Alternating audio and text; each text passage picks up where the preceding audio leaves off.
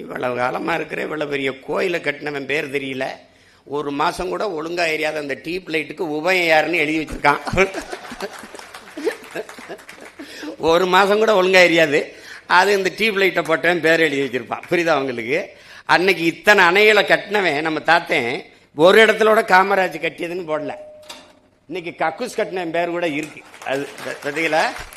ஐயா ஐயா, நீங்க சென்னை வண்ணாரப்பேட்டையில் கூட்டம் நடக்குது. மேடையில் பேசிட்டு திரும்பி வராங்க ஐயா.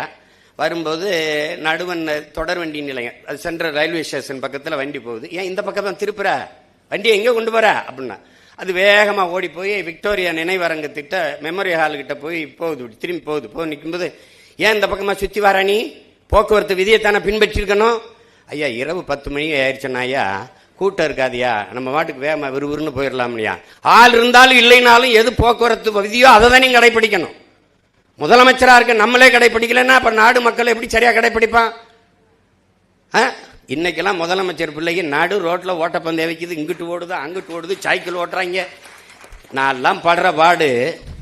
என் வீட்டு பக்கத்துல தான் இவங்க எல்லாரும் வீடு இருக்கு. இந்த கிளம்பி வர்றதுக்கு முன்னாடி சாலையில கயிறை கட்டி போலீஸ் 2000 பேர் நின்றுக்கிட்டு, இங்கிட்டு போகாத அங்கிட்டு போகாத.